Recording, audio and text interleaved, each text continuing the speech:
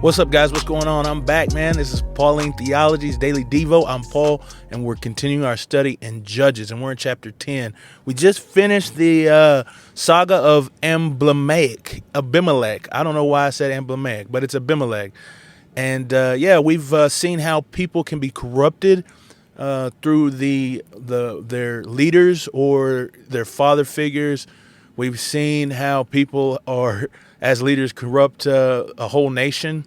As Gideon, Abimelech's father, turned the whole nation against God because he raised up an altar for himself. And now we're going to catch just a little bit of some guys that are not quite as known in the salvation history of the Judges.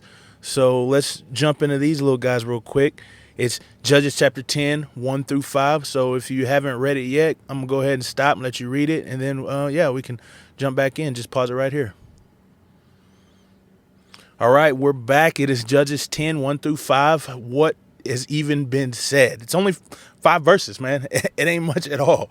So what is being talked about in this? Well, it just gives some a kind of little history of 2 people that rose up to save Israel after Abimelech. We've got one who nothing is said really hardly at all about him. Nothing that except for the fact that he was a son of 2 guys. And then after that, we have another cat who, it don't say much about him, but it says that he left a huge legacy. He had like 30 donkeys and he had 30 sons, that's right, with 30 donkeys, with 30 cities that were named after him, and it is still that name to this day.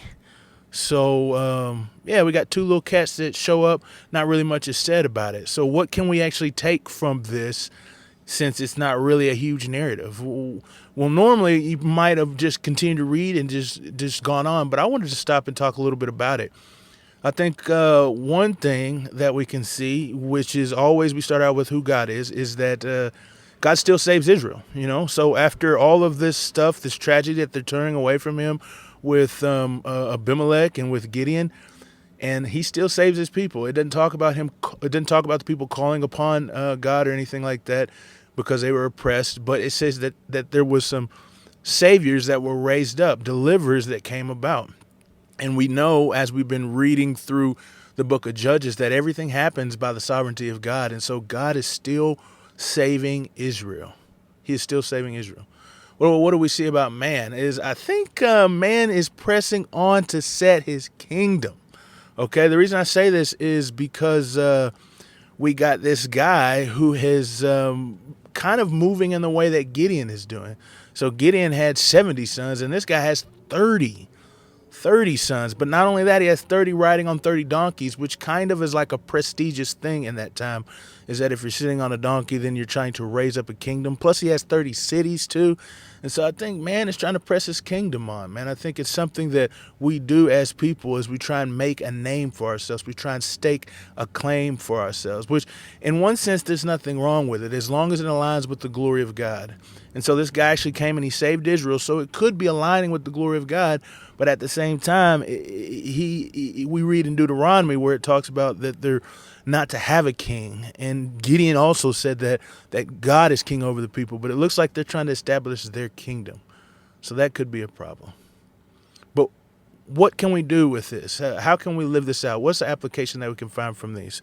Well, I think a good application that we can find is to live a life where when we're gone, ain't nothing bad that people got to say about us. See, that first judge that showed up, man, nobody had a bad word about him. I mean, they didn't say anything awesome about him, but he is mentioned, which is a good thing because it's not associated with anything bad. You know what I mean? So if someone is talking about you and they only talk about you in a good way, well, then that's a good thing. Because in today's days, it's like people open their mouth and all they want to do is talk noise. And so if we can live a life that when we're gone, nobody has anything bad to say about us, I think that's a God-honoring life. Now, we want to go further, of course. But if we can just do that, I think we can start somewhere.